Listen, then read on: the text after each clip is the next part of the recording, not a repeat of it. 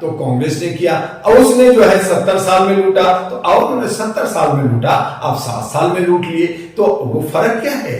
उन्होंने 70 साल लगाया, आप जो है 7-9 साल के अंदर आपने देश को लूट लिया। आपने कहा मैं खाली झोला लेके आया हूं। मोदी जी, आपके चैनल से मैं मोदी जी से पूछता हूं, वो खाली झोला में क्या माल लेके भर के लेके जाओगे, कितना लेके जाओगे? राहुल गांधी जो पप्पू कराते थे, आप चप्पू चलाने लगे हैं, वो कुछ सीखने लगे हैं, कुछ करने लगे हैं, तो बस जो है जनता का विश्वास भी 2 करोड़ का जो वादा किया था हर साल नौजवानों को रोजगार देने का दिया, आपने 15 लाख दिया। आपने जो है जनधन योजना, आपने जो है गरीबों को उत्थान के लिए, आपने जो है मध्यम उद्योगों को बढ़ाया, आपने किसानों के हक को आपने देखा।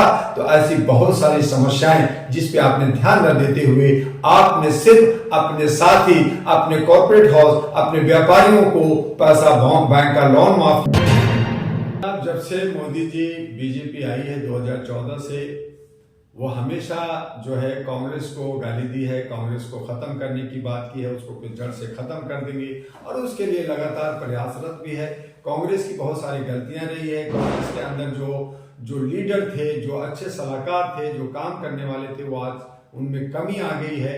वहां पे जो है वंशवाद भी चलने लगा है और राजकुमार का तंत्र चलने लगा। हालांकि राहुल गांधी जो पप्पू कराते थे, आप चप्पू चलाने लगे हैं, वो कुछ सीखने लगे हैं, कुछ करने लगे हैं, तो बस जो है जनता का विश्वास भी जीते हैं। तो उसमें कांग्रेस एक बड़ी पार्टी है, देश की आजादी 1947 में हुई थी, तो वो कांग्रेस की देन थी। तो इसलिए कांग्रेस पार्टी खत्म तो नहीं होगी, लेकिन हाँ उसको जर्जर स्थिति में पहुंचा दिया है। और जो आज की सरकार जो 10 साल पूरा होने जा रहा है और अगले 2024 के अप्रैल में चुनाव होने जा रहा है, तो इन 10 सालों में बीजेपी ने देश को लूटा है, देश को खोखला किया है, संविधान का जो है बहुत ही उसकी धज्जियां उड़ा दी गई है और हमारे नौजवानों को बेरोजगार बनाया है। तो वो तो कहेगी, क्योंकि ये सब नेता लोग जो है जुमलाबाजी कहने में, बोलने में बहुत मास्टर होते हैं, मार्केटिंग करने में मास्टर होते हैं, इसीलिए ये नफरत की राजनीति करते हैं, धर्म कर्म की राजनीति करते हैं, जात पात की राजनीति करते हैं, समुदाय को लड़ाते रहते हैं कहीं यहाँ वहां। और सारे नेता ये सब खून से रंगे हुए हैं, ये जो है लोग जो है। लेकिन मोदी जी कहते हैं कि कांग्रेस एक समुदाय को दूसरे समुदाय से लड़ाने का काम करती है कुर्सी पाने के लिए। नहीं, ऐसा नहीं। कांग्रेस ने किया तो आप क्या कर रहे हैं? आप तो वही कर रहे हैं। आपने मुझे ये बताइए मोदी जी, आपके चैनल से मैं पूछना चाहता हूं मोदी जी से कि आपने क्या 2 करोड़ का जो वादा किया था हर साल नौजवानों को रोजगार देने का दिया? आपने 15 लाख दिया।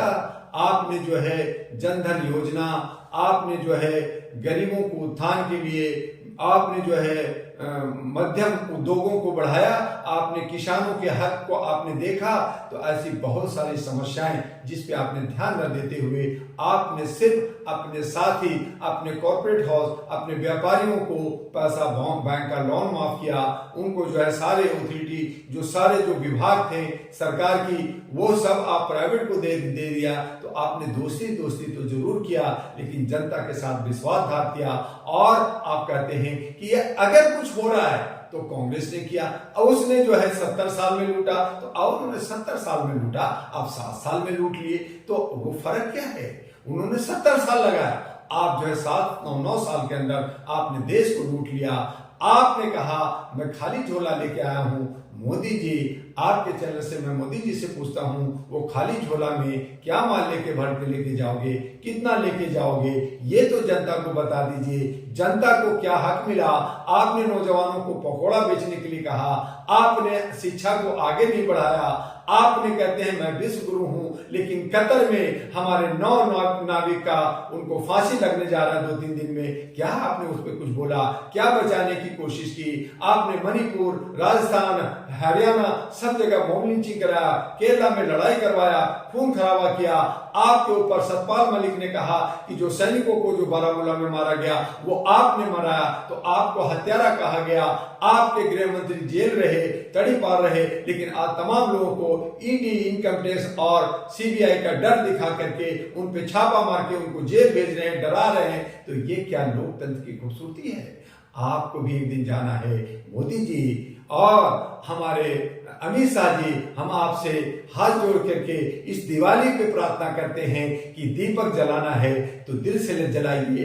आपका जनसंघ का पहला चुनाव चिन्ह दीपक ही था, बाद में कमल आया तो आप कमल को भी खिलाइए, लेकिन जनता के बीच में समानता, एकता और भाईचारा लेकर के मानवता को बचा करके देश को बचाने की बात कीजिए, लोगों को खुशहाल कीजिए। आप विश्व गुरु हो जाएंगे, आपको कल भगवान भी मानेंगे। लेकिन अगर आप गलत करेंगे तो यही जनता आपको राक्षस कहेगा, दानव कहेगा, पत्थर मारेगा और हो सकता है कि 2024 में आपको गद्दी में बैठने का मौका नसीब ना हो और आप पछतावा और खून की आंसू रोएंगे। इसलिए सचेत जाइए, जाग जाइए। यही दिवाली तब हमारी दिवाली और सही मायने में दिवाली होगी। आप कर्नाटक में येदियुरप्पा के जो बेटे हैं उनको बीजेपी अध्यक्ष बना दिया जाता है। मोदी जी कहते हैं परिवारवाद से लड़ रहे हैं, कैसे देखते हैं?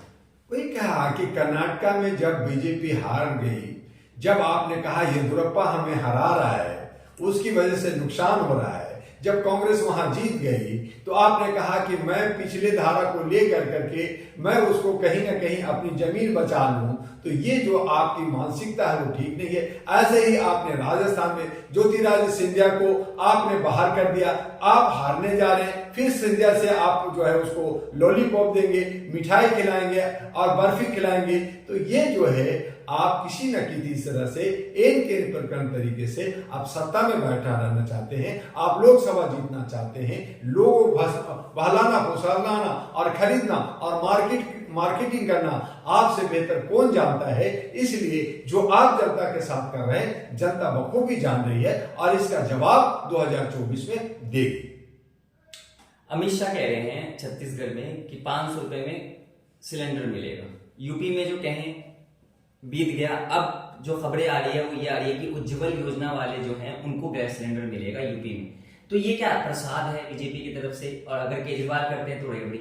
जर्नलिस्ट महोदय, ये प्रसाद है, जुमलाबाजी है, ये इलेक्शन के वक्त में वोट लेने के लिए करते हैं और जैसे ही ये सत्ता में आ जाते हैं तो ये कहते हैं कि ये तो जो हमारा जुमला था, ये तो हमारा स्टंट था, हमारा इलेक्शन का प्रचार था। अगर ये कहते हैं तो मैं आपके चैनल से कहना चाहता हूं कि ये बीजेपी एक एफिडेविट सुप्रीम कोर्ट से दे कि जो मैं वादा कर रहा हूं, ये 100 रुपए के स्टैंप पे मैं एफिडेविट दे रहा हूं, शपथ पत्र बन रहा हूं कि मैं ये पूरा करूंगा।